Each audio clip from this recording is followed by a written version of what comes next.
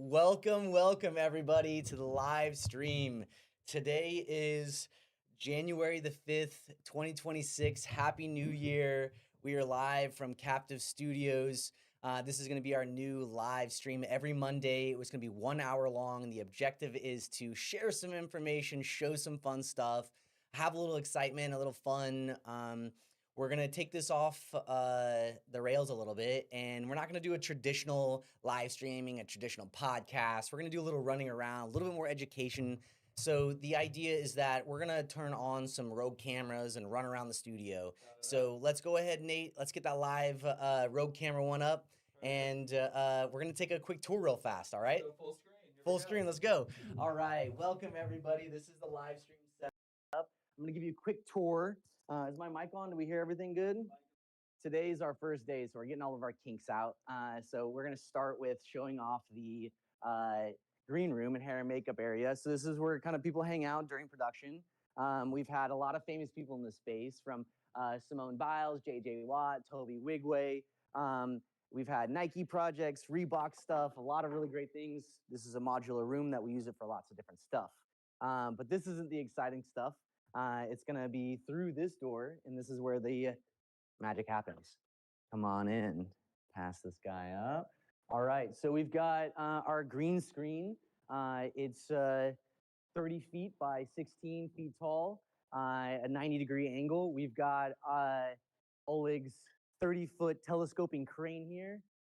It can roll around. Supposedly this thing can drive 20 miles. It might take you all day, but Oleg, let's go ahead and go in and out with this rig real fast. Let's see what this does. Give you some size comparison where I'm in the frame. Great. Come on in here. Let's see you get a little closer. We've got, I think this is a red helium with the Ronin 2. Oleg's been decking this whole thing out. It's fully wireless. I think this thing can go for like 8-10 hours without charging. Yeah, maybe even more. Yeah, it'll be able to run a full day, full 12 hours. We're gonna keep moving over here. We've got some jibs, different other contraptions to be able to do some cool movements. Maybe you don't need to use the telescoping crane, something a little bit smaller. This one can fit in the back of a truck. We've got some high-speed Cinebots over here.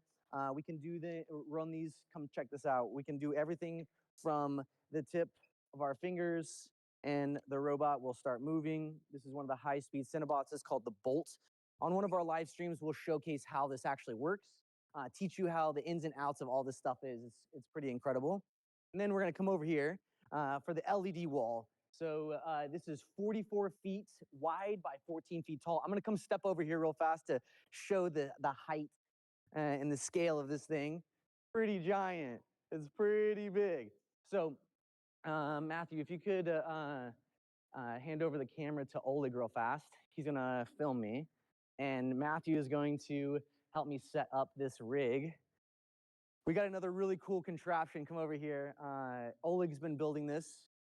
And so now that we have our Unreal Engine environment, our camera, our motion tracking system, we're able to then start moving the camera. This is all happening live inside of Unreal Engine. And that being said, this is a lot to look at, a lot to explain right now. I will teach you more about this on another live feed. But to give you an example of what this looks like in action, Nate, I want you to go ahead and show the viewers live what we did here with this environment and what it looks like after it's all completed. So let's go ahead and cut to that, and we'll jump back up on the other side. In an age of automation, we've abandoned what makes us human, the visceral connection between human and machine.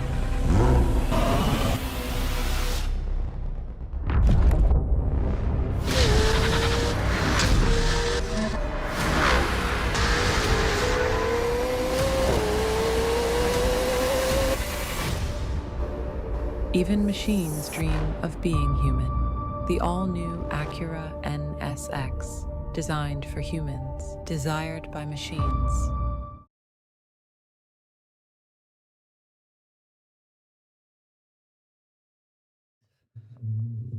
we back. Awesome. So that project was pretty fun. One of my good friends, Duncan, who I'm going to introduce here in a little bit, helped me do the lighting for all that project. We did the whole thing in like less than 6 hours. We almost walked away with the final product. On a different stream, we'll talk more about how the logistics of a virtual production, robotics, some of the jibs and telescoping cranes, some of the cool technology that we have here. So keep tuning in to these live streams on Monday mornings from 10 to 11, and we will show you lots of fun stuff. So that being said, I do want to introduce my good friend Duncan Johnson. But before we do that, I do want to give a quick little glimpse. Why do you work out? It's always why. It's And all. we're gonna come. I'm gonna stop there. I'm gonna stop there. But before I bring Duncan on, Nate, can we just go to one of our sponsors real fast? Headlock Hot Sauce. Welcome, ladies and gentlemen. Suplex your taste buds. HeadlockHotSauce.com. I'm not comfortable this way. All right, welcome, Duncan. Thanks for having me, man. I Dude, appreciate it. It's always good to have you in the studio. We get to work on so many cool things. One of my good friends, and I just I love the way your brain works, and I want to ask some cool questions. Thanks, man. Yeah, no, I'm really lucky to be here. I always enjoy working at Captiv and doing all the things with the LED wall, the robot arms, all the cool things you have here. Yeah. It's fantastic. So I showed a little glimpse of a project that you worked on not too long ago. And can you maybe paint a picture for everybody? Yeah. Are you talking about the spec ad that Yeah. I did with my good friend Nate? Yeah. Okay, awesome. Yeah. So basically for that one, we went ahead and just came up with a concept. Nate wanted to do something while he was here for a little bit and had some time off. He had just finished up a feature that came out on Hulu last year and was just trying to think, okay, how can I develop something that's completely different, not in my portfolio, pushes my directorial skill set in a different direction. You know, narrative is great. It's a lot of talking. It's a lot of angles. It's awesome. But sometimes you just need to get into that super creative mode. Yeah. And I think that project was extremely fun because Nate said, hey, let's throw it at the wall. What can we get? What can we do? Like, let's push our boundaries. So he came up with this concept about a guy who's training. And he's training and he's training and he's training. And you can't tell for what, but he's pushed himself harder and harder and harder. Yeah. And you just see the days go on, the things get more intense, you see his stress grow, and then at the end it reveals a fun little twist. I don't know if you want me to tell you or No, you wanna don't show say, it. don't worry, don't destroy it. But Yeah. you find out why he's Yeah, training. exactly. I mean, the shots are amazing. Here in a minute, I want to show everybody this video. But before then, maybe we could try to get Nate on the phone. Yeah, Let's see if we can get him on the Discord. Our Nate, could we see if we can get other Nate on? And Let's see. He doesn't have his camera on right now, but let's see if he'll answer. okay, great. Let's see if he can jump on. So yeah, once he gets on, we'll say what's up to him and see what's going on. I don't know where he's at in the world right now. I know he's Somewhere. He's always somewhere. Yeah, he's always somewhere. Wait for him to join. Okay, cool. So in the meantime, I'm gonna give a little another teaser. The beginning of this. Why do you work PlayStation out? spec ad. It's always why. It's always why.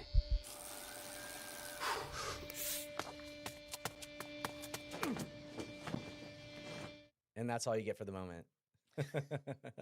Because the ending is.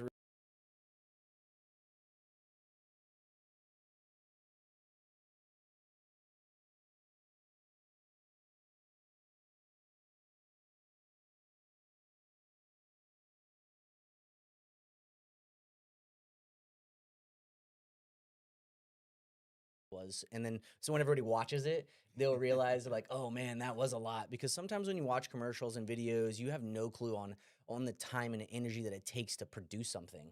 Oh, right? Yeah. And it's one of those situations where you end up having these things during pre-pro on a normal commercial where you have time, you have budget. Okay. Thank Cool. you. So, on a normal commercial, you have time and pre-pro, and you go through everything with the director end to end. You know exactly what you're doing all the way through. When you're doing it with a spec, all of a sudden you're trying to figure out a whole lot more because not only are you open to more creative options right from the get-go because you're not limiting yourself by a client, Yes. but you're also at the same time trying to figure out like what's feasible and how far you can push yourself past your normal boundaries. And so in this one, it was really tricky because everything I want to do requires some sort of people to help me out. Yeah. Are we still good? Yeah. How's it going, Nate? It's going good. I'm trying to wait for a response. Maybe why don't you give him a call? You, Yeah, you yeah, got him yeah, on. yeah. You got him on his phone. Yes, let me Call. see. In fact, I'll ring him on. See it and Oh, go yeah. from there. All right. I did have some questions that I wanted to start with. It might be better if we waited for the film, but this one is how closely did the final grade match what you were filming on set, what you were seeing on set? Okay, so the final grade on this one was pretty close. Everything was done. Actually, I want to talk to Nate about this, but he had an amazing post-production team out in Los Angeles that handled everything for us. Great. Do you And know that? You know that so- company name? I don't know offhand. That's why I Okay, wanna yeah, we'll ask get Nate, yeah. But they were fantastic because they Cool. literally handled the entire edit, the entire color grade, the sound design. They worked through everything, and it took many, many iterations. I Yeah. mean, this thing for a spec was, you know, quite a lot of time on everybody's ends. Yeah. And on my end, it was 3 production days. It was everything I had to do before and after to go source all this equipment, have all these meetings, plan stuff with Beto, plan stuff with Nate, go through everything. Yeah. And so on their end, I think it was about 6 months of turnaround time of going Oh, back wow. and forth 6 on the months, edits, man. just making everything fantastic. Yeah, I mean, definitely the piece looks amazing. So came out great. I didn't expect it to take 6 months. I mean, I did see some of the BTS or things talked about when it was actually being done, but then like whenever it was launched, I didn't think it was actually 6 months. It Well, seems that's, so much again, faster. Goes with the spec, right? Yeah. So with a spec, it's one of those things where everyone's contributing their time as best as possible. Yes. Here we go. We got Nate. Oh, hey, here, what's up, Nate? Let's jump in. Here, I'm gonna. Oops. You got an ear pod? Yeah. Great. I got an ear pod. Yo, Nate is up. Nate. He's in. All right. Can you see us, Nate? Dude, See well, you y'all. look like you're on vacation, bro. Hey, can y'all mute Man, yourself this is over the there? last day of vacation. So, I'm just soaking it up, getting my last bit of sun. Yeah. Wait, You I'm know? sorry, I missed. Where are you at? I'm in St. Martin, the Caribbean. This is my first time ever Oh, being yeah. here. Awesome. It's been quite the trip of curry goats and, crazy fish under the water. Yeah. That's awesome, man. I I'm don't excited. normally take vacations like this, but this year was a special one. Nice. Well, we are so happy to catch you on your on your vacation, on your last day. Let's get to work and talk some about your PlayStation piece. It's incredible. The audience has not seen the full piece yet. We've Thank only you given so them- much, Duncan. So good to see your beautiful face. Yeah, you Justin, too, man. same to you. You too, bro. So we just wanted to ask some questions. While you're on, we can actually do the live video, let the viewers watch everything, and then maybe we can see if there's any questions that the guests have live for you, and we can answer some of those questions. Wait, you're coming in and out. I'm not sure if it's me, It's probably you. if it's my signal, or yours. It's probably you. But let's go ahead and just do the whole video real fast. Everyone's been waiting. You want to go ahead and make that happen, Nate?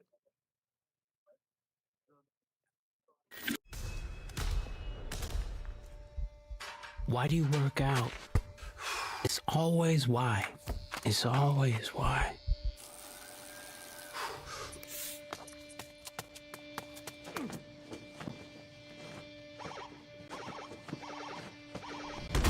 Why are you working so hard? Why are you pushing? Why are you pushing yourself so much? Yourself so much.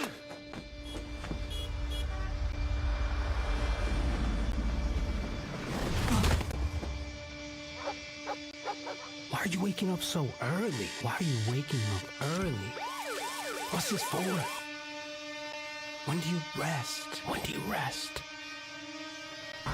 You're not going to the league. You're not going to the league. Running a marathon. You're not running a marathon. Making money from this shit. You're not making money from this shit. I'm not making money from this shit. So why do I work out?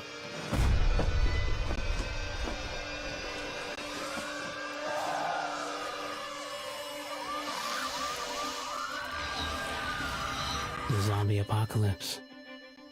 PlayStation.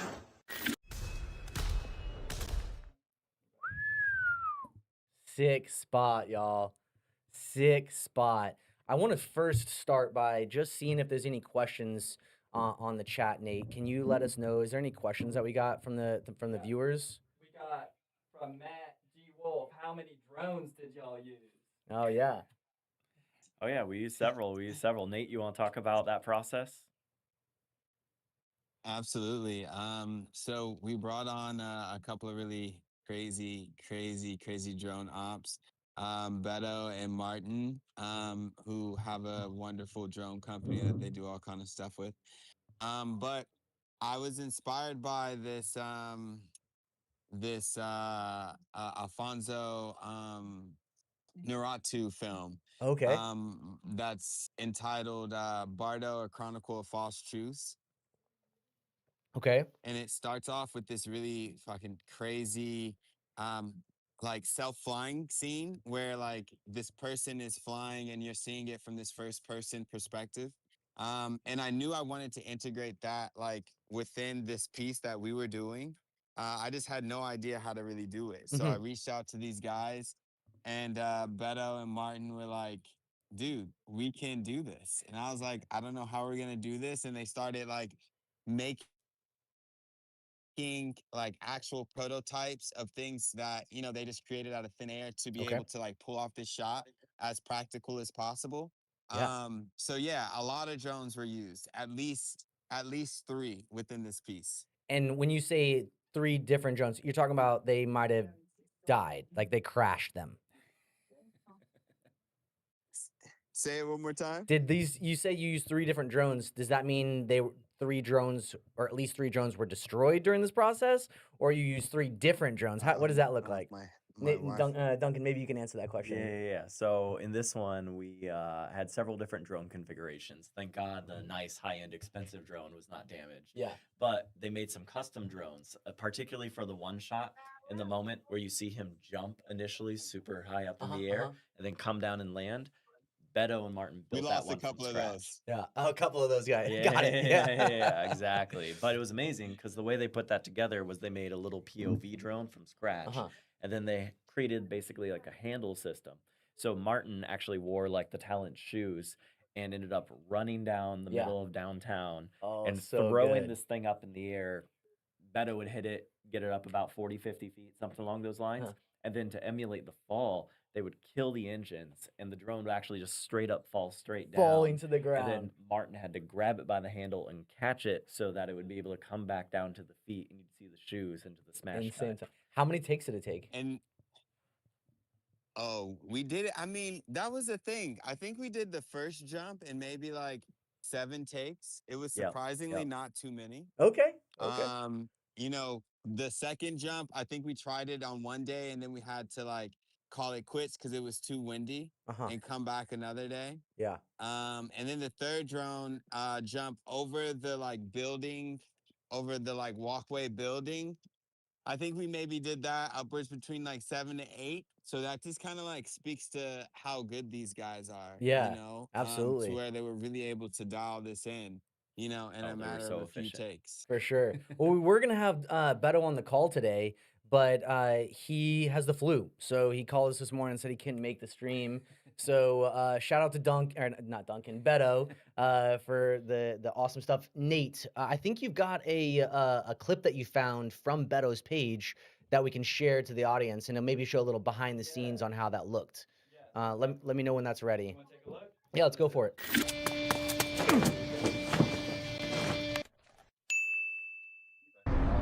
Okay.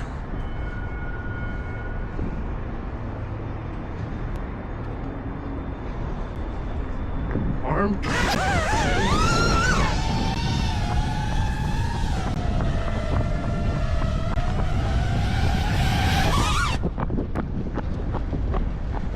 Got it. No, we got it. It's for a shoe. It's got to look like a runner. Like you're jumping and flying. Very risky business. Thank but, you for finding They that. were willing to risk it all for the shot, which is like, for something like this, really what it took. Speaks volumes. It's crazy. So that's just one part of the equation, is this jumping scene. What were some of the other technical hurdles that y'all had to get over while doing this? I mean, I saw there's some contraptions that y'all built for the workout scenes where the camera was moving with the bell bar or the weight station. Can either you or Nate tell me a little bit more about that? Well, the one shot that Nate definitely manned up on for sure was jumping into that freezing cold pool and making sure we got the under the water shot. That was like that was a technical feat in So and you of were itself. sacrificing yourself, Nate, is what they're I saying. almost died twice. Well, we don't want you to be This like was this was the height of winter. I will say this was the height of winter that we're going for this. And Nate was like, "All right, man, I got it." Just whips off his shirt, grabs the underwater camera, and jumps right in. Oh. So But no Duncan, wetsuit.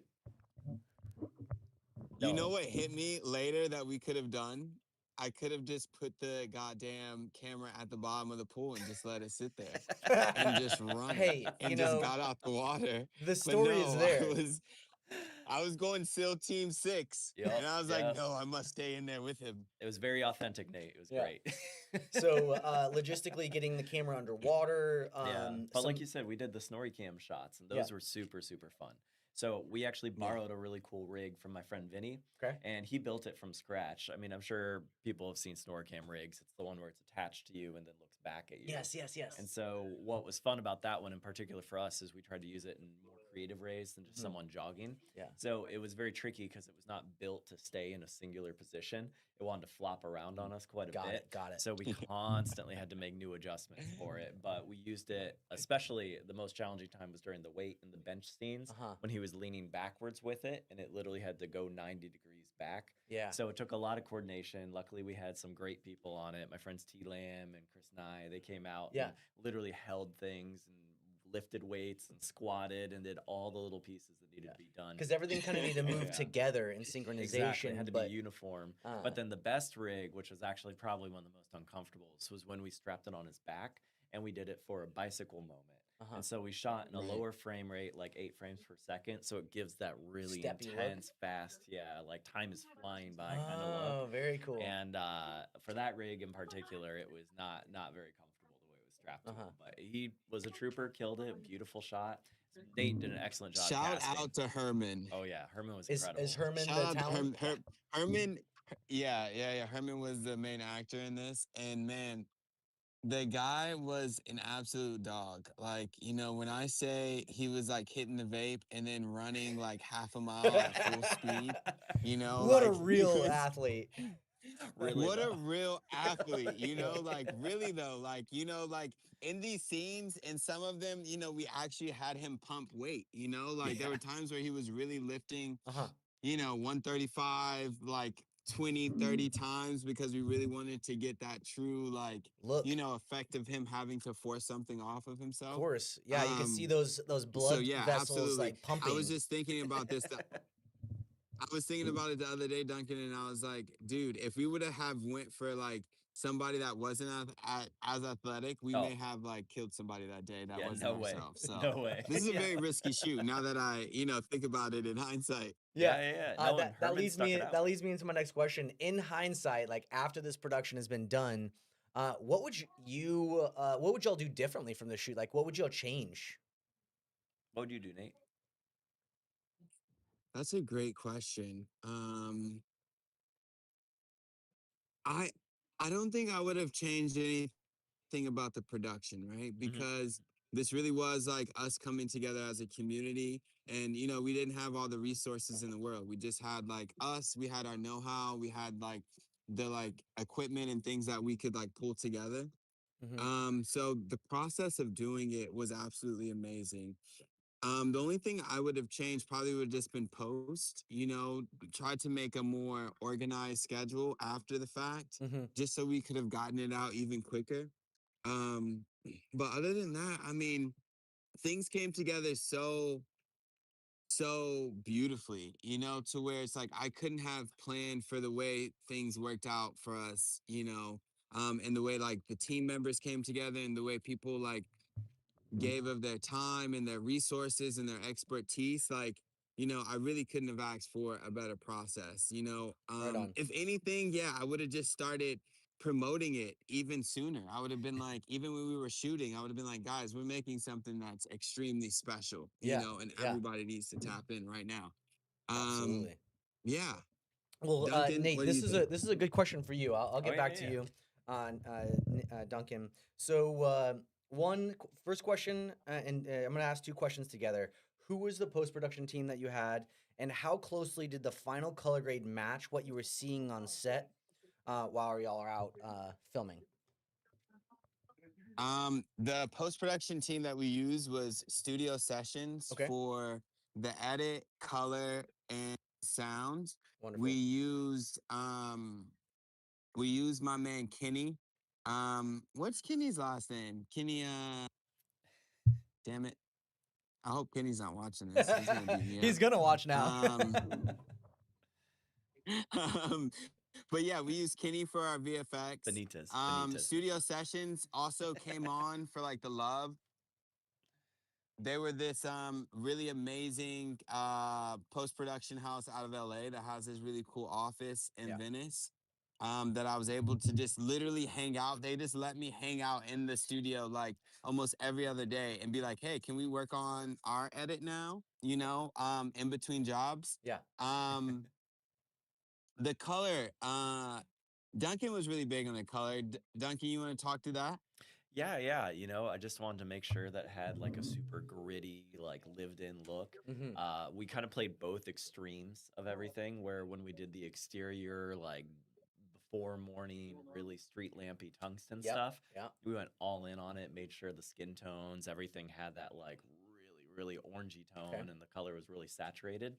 And then on the opposite end of the daytime stuff, we went very desaturated and very cold and very Yeah, like see rigid that. with it. And so pushing in those two opposite directions, but each one having like a very grungy tone to it, Yeah. felt like pretty consistent despite being such a wide variety of shots in such a short timetable. What was the camera y'all are on?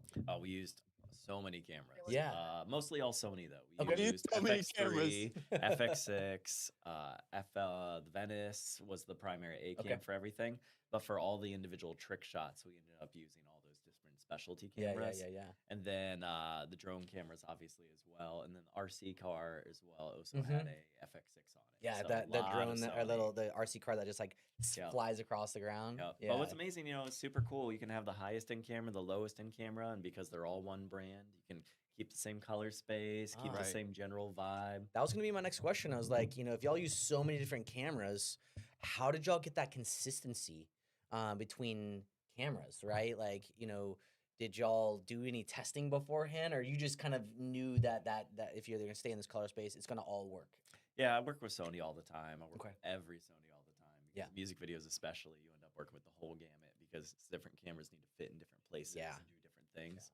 So for this one, for the Snorri cam, we needed the FX3. It was the only thing that would physically fit. For the setups that we needed for all the individual like trick shots, the FX6 was that perfect middle Mhm. ground between a Mhm. cinema camera, but then something that was also small and compact and could move around. And then for all the other things that we were doing, obviously, just easy rig in Venice is the way to go. Just make it look as fantastic as Yeah. possible. Do that low light style. Also, as part of the grittiness, pump that ISO up to 2000 and want just a ton of grain in there. Yeah. I want it to feel Yeah. gritty. Yeah. You So did a it's great great. job on it. Did you operate most of the camera during the time? Yeah. Obviously, except for the drone stuff. But Yeah. Well, actually, what was super fun too is watching how Beto and his assistant Martin work in cooperation with Yeah. each other on those things. Because the drone is a two-person operation, Yeah. and I do love participating as the second person with Yeah. drone work. Yeah. On the last movie I did, I used this guy Alex, that's fantastic from Arkansas. Okay. And what I like working with him is he can fly it, he can take it where I need it to be. We work in perfect coordination, Yeah. dealing technical shots, all those types of things. And I really enjoy that process. Yeah. So on this one, it was good practice because I had to physically step back and not take the full responsibility for it because Beto was the second unit DP. I wanted him and Martin to do their thing and do Yeah. to the best of their ability beyond what I'm even used to doing Yeah. around. And they killed it. That's They were awesome. so They always solid. step up to the plate, to be Oh, honest. they had a Every million time. ideas, and even just their shorthanded, their communication, and the way they came up with like things on the fly Mhm. was fantastic. Yeah. So even though I didn't get to have as much fun maybe during the drone production part of being like, oh, where's the joysticks? I would love to be on it. They did so much better than I could ever possibly Yeah. even think to I do. mean, They're incredible. they're guys. like veterans in this. That's what they Exactly. do all day, every Oh, yeah. day. you know. And the ideas that they came up with and how close they took things was just like so exciting to see. I mean, when you're sharing that thing down the side of a building and they feel totally comfortable and casual about it, it's an Yeah, impressive sight. because you would get that adrenaline every time you drop it, and you're like, "Holy cow, am I gonna crash?" Ah! Yeah, And yeah. for them, they just know to pull up at the last second. you know? Exactly.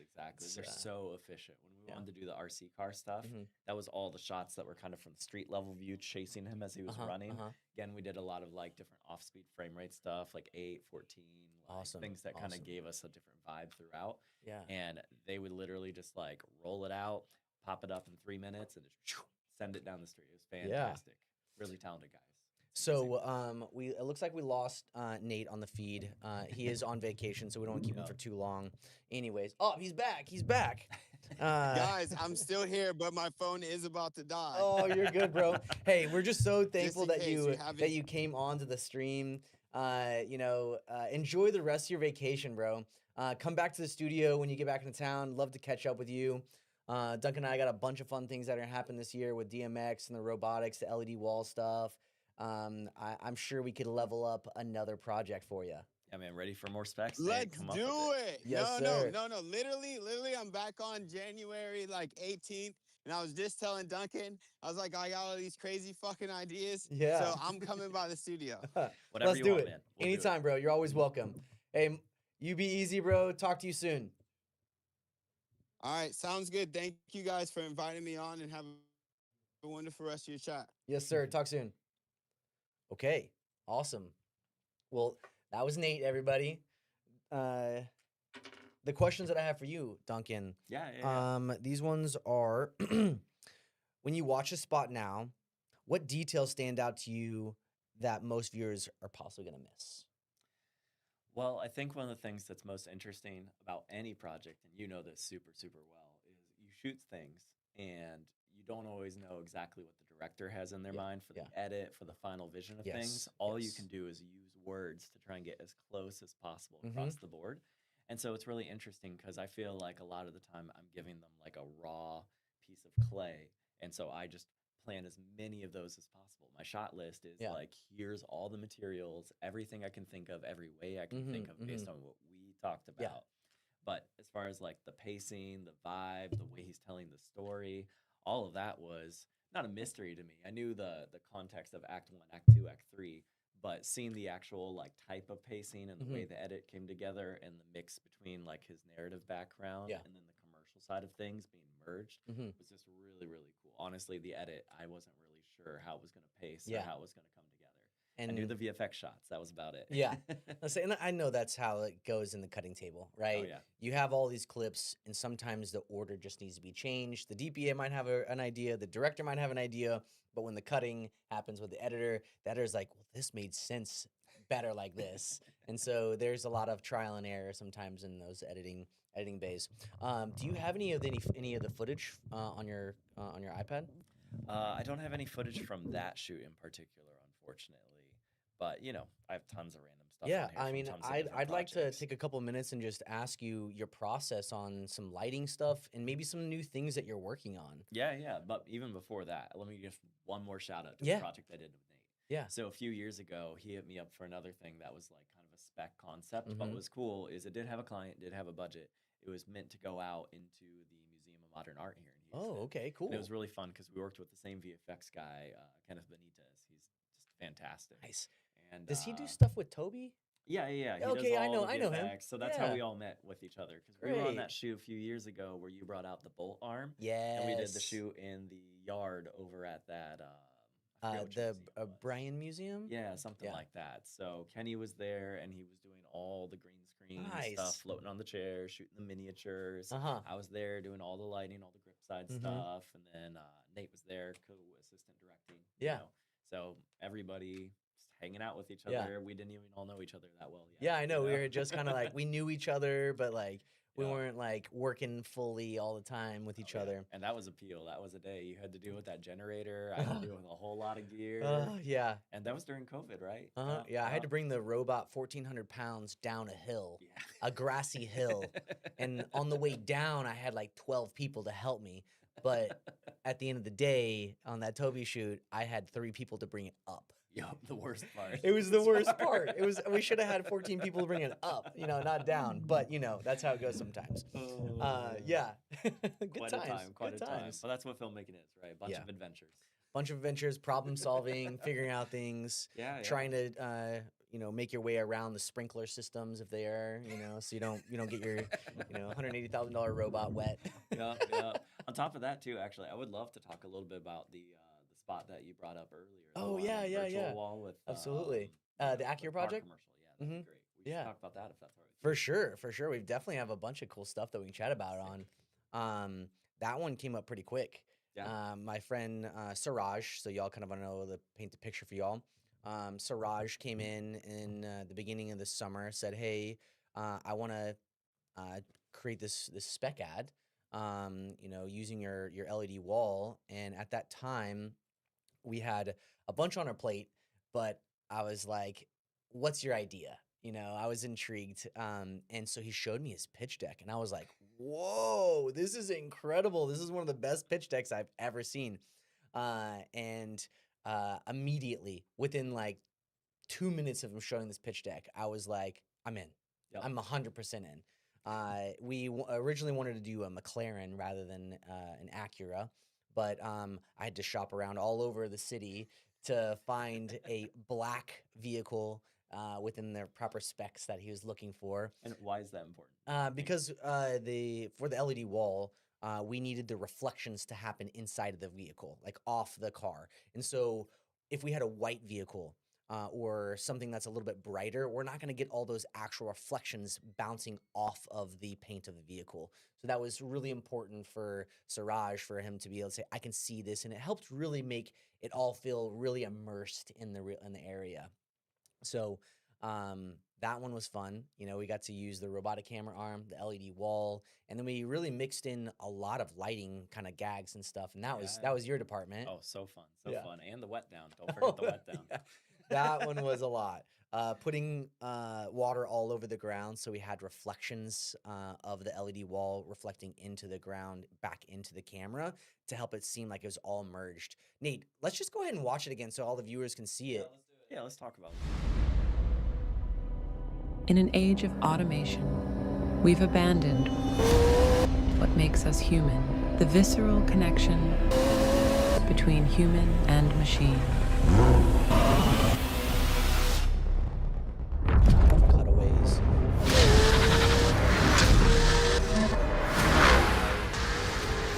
Drifting scenes. We tried to capture as much as possible in camera. Even But some machines shots were dream just not of being possible, human. like the drifting The and all-new driving extremely Acura fast. NSX, So we were able to designed for humans, simulate some of desired those by things machines. with shaking cameras and stuff. But I'd like to talk to you about your process, because I kind of just threw you in. I was like, "Hey, I got this thing. Yeah. I got some images of what we're trying to do. They were all done in Unreal Engine, so that none of the images were actually real. So, like, what would you, if you could remember, like, what was your process whenever I showed you these images and you're like, "How can we make this stuff happen?" Well, it was a lot of fun because luckily there was so much pre-pro that Siraj had already done that we had a really good skeleton to base all Yeah. of our shots on. We Yeah. knew what we were trying to recreate. So that allowed us to take our skill sets further, because it's not like we're sitting here saying, "Oh, well, we're trying to get to square one about what's even going to be on the camera." Like, Yeah. no, we know what's going to be on the Yeah. camera. It's just how can we make it the best thing possible. Absolutely. And so I think that's what was really fun, is like light was super, super, super important in that. Reflections are part of Yeah. lighting, and that's like a huge deal. So even just conceptually trying to keep the lights both present but dim enough to not be like a part of the sequence, Yeah. not catch them in the reflections, not make them like the scene. Because the thing is, the world is the scene. The natural practicals in the background and in the car themselves are really Yeah. what you're looking at that spot. Yeah. And so it was an interesting challenge in that sense, because the lights are really just there to accentuate something that already exists. Yeah. So we used a lot of Asteritubes on that one. Asteritubes are a go-to for these sort of things. Yeah. They look Because it doesn't give you a little practical. beam of light, it gives you a streak of light. Yep. And yep. that's kind of what we needed a lot of the time, is streaks of light, because we're moving, you Yep. know? And so I did pixel mapping for that one. So we used Mad Mapper and a lot of wireless CRMX. Yep. And we were able to take the videos that were being shown on the wall and all the background elements that Shiraz created in Unreal and After Effects, and then import that into Mad Mapper, and then play that back onto the tubes. Yeah. And then what was great about that as well is I had another program called Capture set up. And Capture is like a 3D pre-visualization software that Yes. allows you to see all your DMX programming on your fixtures at the same time as what's happening in real life. So it's kind of like replicating everything that's happening on this side, and then you see it live in camera. And so what allowed me to get a good heads up on how to make sure that shots looked the way they were going to look is by doing all the programming for all those effects ahead of time. Got it. So it wasn't just doing the video mapping, but creating custom effects and doing a lot of different things all tied together. That since I was able to be at home on a laptop or on my desktop, actually building out and seeing, well, what does this shot look like? Yeah. It gave us a huge advantage because, like you said, we had such a tight window to shoot this one. Every shot had to just be like, all right, now we're shooting this. It's not time for testing, playing around. Which in spec, you typically have more freedom, more time to like to do these get things. creative. Yeah. You know, the limitations, so y'all know, is specifically the amount of time that we had the vehicle. They dropped it off the day before. That took us 4 hours to get it into the space because it's such a low profile vehicle. We had to wedge it to basically lift it up off the ground, get it into the vehicle and safe. It's a $140,000 vehicle, and they told us not to drive it. So once we had it in there, we did some pre-lighting, some testing on our pre-light day, only a couple of hours. And then on the production day, I think we started at 7 a.m. And then we had to be done by like 4 because the car had to be out of the building and back to the dealership. So we only had I think it was like 6, maybe 7 hours total to do actual filming. So normally, like you're saying, we get a little bit more breathing room. We can take some more time. Everyone volunteers, but there was some major restrictions, aka the vehicle, the whole spotlight of the whole thing. So if we were down to the wire on the last 2-3 shots. I think we actually had to cut 6 shots. There was a whole sequence that we had that was gonna be on a bridge. There's gonna be going through some more tunnels. The spot still looks amazing, but sometimes you just gotta cut things and still tell the story. Yeah, very unfortunate part of life, but it's always the plan. Did y'all have to cut a bunch of stuff for your PlayStation project? On that one, we really just shot as much as possible and just kind of let the edit be where things were left on the floor. Yeah. I mean, as long as we covered every single thing we were trying to do in at least a handful of different creative ways. Yeah. One of Nate's things is he comes up with a lot in the moment, which is great. I love that, but it's a fun combination when you're trying to do pre-conceptualized specific effects and you're like, but hey, let's try it this way, And so that balance was quite interesting because I'm sure there's lots of stuff that was reinterpreted or left on the floor entirely that I don't remember. Yeah. But at the time, I'm super, super glad we got and I was super stoked on. Yeah. But it's just reality, every single time, all you can do is plan to shoot as much as possible of all the important things. And then you're just giving them options. You're giving whoever is in charge of whatever they want to do the ability to cut it 10 different ways, 10 different lengths, 10 different styles. And even that PlayStation ad, Nate had an alternate version that was a shorter 30-second version as well. You don't really get as much of the story through it, but it's more of a visual just hit piece. You know? Yeah, absolutely. And that's kind of the thing is whenever you're doing these jobs, like the global healing one that we did, you had so much footage of so many different things, but you have a 5-second cut or a 10-second bring your cut. mic closer a little bit, Dustin? Yeah, no problem. Duncan. All good, all good. Oh, Yeah, but you only have so many options for things that you're shooting in the moment. Yeah. And then in the edit, you're trying to say, oh, we have a 10-second, 5-second, 30-second piece, and all of them have to have some sort of different element to them, even though you're doing the same thing. So I don't know. I think in that case, we shot most of what we wanted. We definitely told the story. Yeah, And as far as what was left over, I'm not entirely sure. Yeah, I was on the cutting board. That was a little while ago, so I'm sorry to cut back and remember. I guess for a question for you, nothing to go about the Acura project or the PlayStation project. I know you just wrapped out on a feature film. It's going to be coming out next year, right? I don't know much you can say about it. Yeah, I mean, we just finished shooting it. I have no idea as far as the edit, the distribution, all of that stuff. Yeah, that takes months and lots of conversations. It's a Christmas rom-com. It stars the 2 main characters from Pretty Little Liars. Okay, So Lucy Hale is the main actress, and then Ian is the main actor. Mm-hmm. So it's gonna be good. It's she goes on a bunch of dates. They're all terrible, except for the one who's right in front of her eyes the whole time, and she has no idea. So traditional rom-com. That's awesome. That's super, awesome. super fun. Hired all our best friends for it. Took everybody to Mississippi for a few weeks and just did our best. But again, same vein of things. You can plan and you can shoot and you can shoot and you can shoot. Mhm. But you're going to hit those moments where it's just impossible to keep going, usually because of a location hard out or Yeah. a prop hard out or Yeah. an actor hard out. And so we, for instance, had one scene in a hospital Uh-huh. that had 8 actors in it, tons of coverage, Yeah. tons of coverage. I think I had 70 different camera setups I had to accomplish. 70 camera Yeah, setups yeah. in one day? Yep. In one scene. In No, that's one- the first half of Oh our my day. And we had gosh! another scene we shot before that scene. Can y'all believe that? Absolutely ridiculous. That's crazy. But But you nailed that's what it. I mean. You got No, it. did not nail it. Oh, you didn't? No. So that means That is don't what I'm try not to saying, do those things. 2 cameras, push. But at the end of the day, we ended up having to cut probably about 20 shots from that. Okay. So that's what I mean is like certain characters, maybe they got their 2 shot, maybe their lines are on camera, Mhm. but they don't have like this They're shot. tight, They don't have yeah. all the versions of everything. Got it. If we're talking right now and, we're supplementary characters, we're just kind of off to the side of Mhm. whatever the main action going over there. Maybe we don't get our close-ups, maybe we don't get our over the shoulders, Yeah, yeah. But as long as every single person in the entire scene has their lines covered, their scene, Yeah, there's yeah, an yeah, yeah. option for the editor, at that point you're covered, and then Mhm. you're just trying to give more Mhm. options and better quality Yeah. options.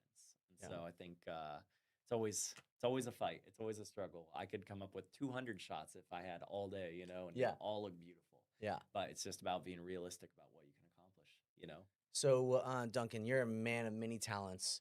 You DP and you light. I mean, a DP knows lighting, so Yeah, sometimes, not you always. should. So what are you working on this year? Like, not necessarily cameras, but like lighting stuff. Like, what do you want to do? Because I know we can't do any of this that we do without lights. Oh yeah, Right. yeah. So like maybe tell everybody like the applications you're working with, or maybe some of the process. Like maybe you can walk course, of everybody course. through some things. Yeah, so it just built out a new lighting cart. Yeah. So on that, I'm combining all the different tools that I typically use just into one place, so it Uh-huh. can just roll right off and do some of the more advanced functionality that normally I don't have unless I kind of plan in advance. Uh-huh. And that's the one thing that's really challenging about the majority of my clients. And I love them all; they're all great, but a lot of them, ask for stuff in the moment that they just came up with. Yeah. And there's a lot of times and a lot of things that can't be done unless I have the tools and the resources and everything configured properly to do that for lighting. Mm-hmm. It's easy when someone says, "Oh, hey, I need a light switch to flick on when the actor wakes up in the morning." I can have a little button, I can click Yeah. a light switch, easy Boom. peasy.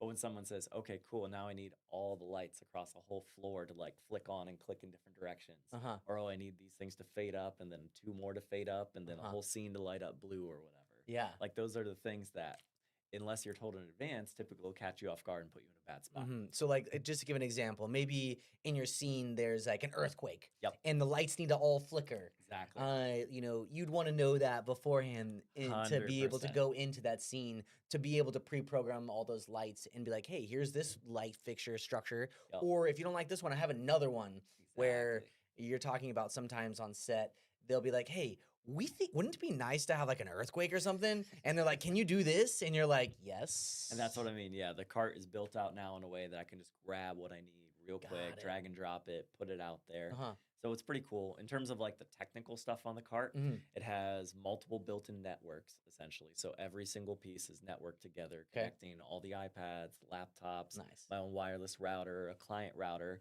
So wherever I go, I can pick up whatever the local internet is, or I Yes. can send it off mobile, and I Mhm. can just power the whole cart, Yeah. run around with everything I need.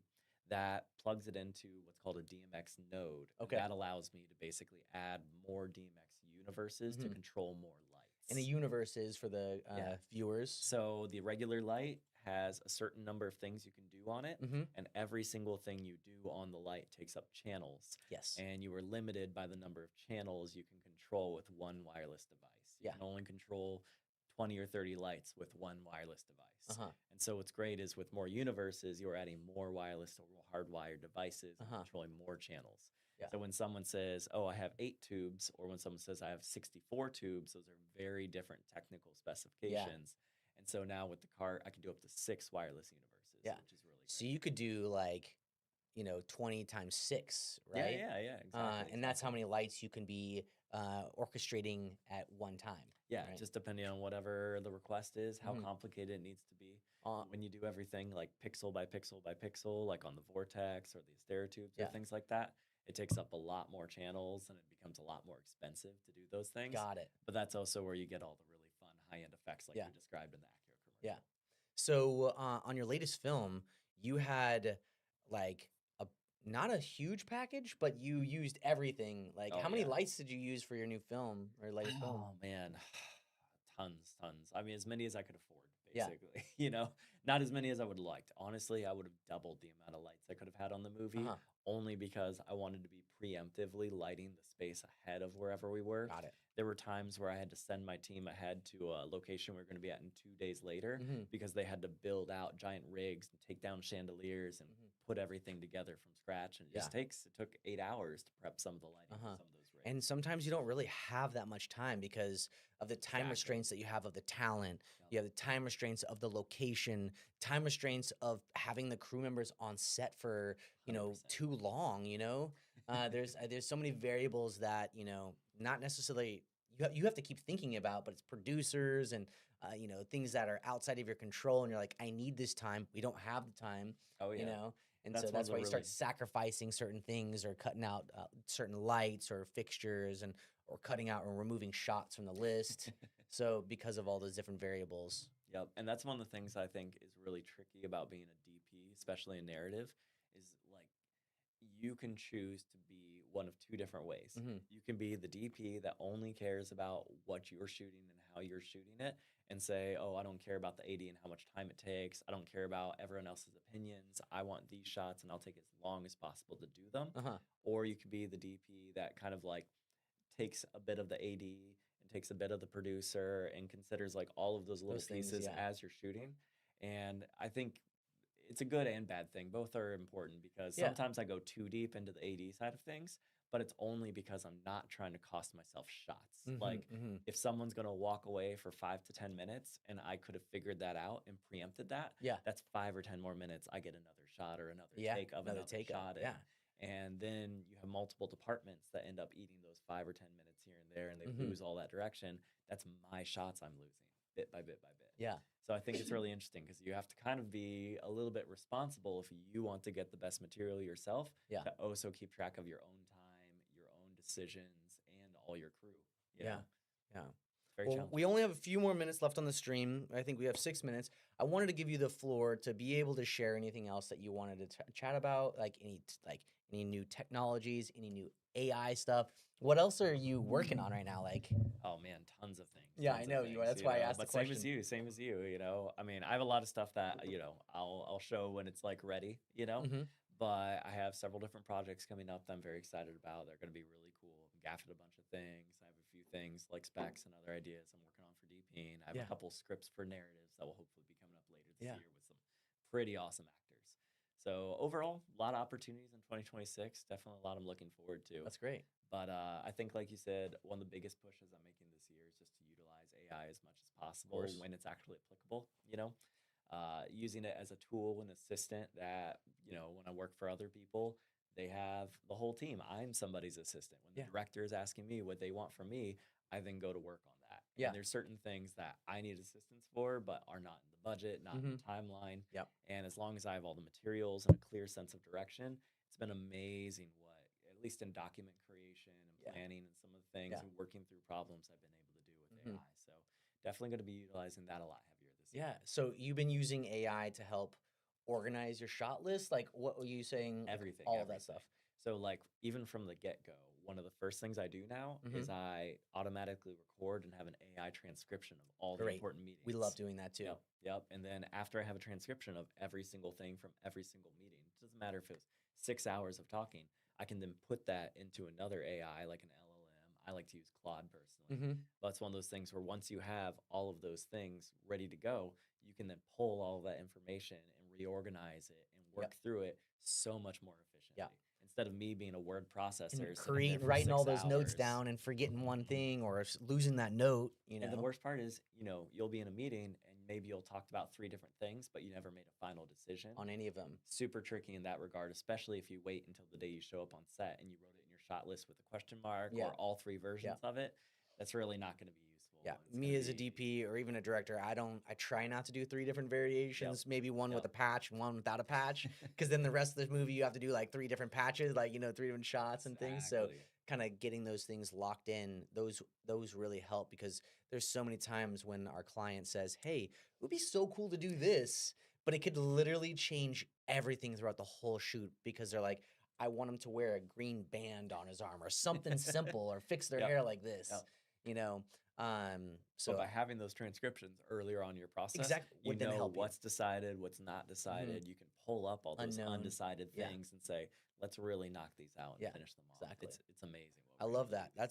do. That's really great. So for those that kind of don't understand, we record all of our conversations with our clients, with our internal teams, then run them through AI that will help then break down all of our shots and all the conversations. You can review it. You can ask it to like spit out all the different, no's, yeses, and no's, the unknowns, and then bring them up on other later conversations. Follow up with them. That helps with communication. I know communication is so important when it comes to these productions. If you're not in sync with your director, if you're not in sync with the DP or anybody, like that's super huge. Now with all that information, you can create a brief that gets sent to everybody, and that came directly from the director's mouth during those meetings, and you can just basically say, "Boop, here you go." So I think that's really huge. I think it's going to speed up our productions. Anything else you're working with on your AI side of things? Oh, one of my favorite things, actually, just one last comment on it I love, is when I make a shot list, everybody has different things that they need from my shot list. And so it's interesting because my shot list for me is very technical. It's every single shot, every single framing, every single technical specification of the camera, which camera is doing it, everything I need. But the AD shot list version, maybe they want to know what lens it's going to be on so they understand how tight the frame Yeah. is. But outside of that, they want something that's more descriptive Okay. and in more plain language. They want to understand like how quickly and how much of the scene, how much of the content needs to be shot. Or for instance, for a director, they want to see what actually is occurring within that shot. Because if we're having a conversation and we're only talking for 30 seconds out of that 10-minute scene over there, we don't need to film for 10 minutes. Us just like looking at everybody all the Yeah, time. We can just get those reactions in 30 seconds. Yeah. and we're Boop, good. boop, boop, boop, Exactly. boop, boop, boop. Yeah. So one of the powerful things about AI now is I can say, okay, here is my shot list. These are all the angles and who's talking to who and what they are. And then it can pull up all of that content. Yeah. Now. It can tell the AD, oh, here's what's happening in the scene. Here's how long it's probably going to take. Yeah. And then I can make those manual adjustments saying, oh, I think 8 instead of 5. Or Yeah, whatever. yeah. And then the director can have a copy and he can say, oh, here's all the people talking So to your each AI other. is creating you a spreadsheet. Many with spreadsheets. mini spreadsheets with Many the numbers. spreadsheets. So do you have a formula that you give it and say, hey, follow this structure? Somewhat, yeah. I've developed like a whole lot of different projects. And once you have an AI project put together and you have a point of reference, you just tell it to redo Reference whatever this. that Yeah, material is. absolutely. Yeah. That's great. So That's some really people cool. like it, for instance, where they even have checklists and boxes because they're going to print it off and they want to hit it with a pen. Yeah. Other people have completely different formulas and things they ask for custom. Yeah. And again, that would have taken me 6-8 hours per day just Yeah. to get all of that stuff taken care of before. That now I have time to put into actually being practically physically there instead of having to be a word processor. So Got it. It's amazing stuff. It's so cool. So That's cool. that's so cool. Well, as you can see on these live streams, we definitely want to share knowledge, teach people things. So I hope everybody gets to tune in on next Monday at 10 a.m. It is 11 o'clock now, so we're going to tune out. I appreciate everybody that came to watch the stream today. We're going to have another one that's going to be really great. I don't know who our live stream is going to be, our host is going to be yet. I've invited Brandon Washington. We'll see if he's going to come on. But we're always going to have somebody come on and teach something, and then also showcase some of the own technologies that we'll have here. So each week is going to be a little bit different. So we don't know what's going to be, but when you join live, you'll get to learn what's happening live with us. That's it, everybody. Thank you. Bye.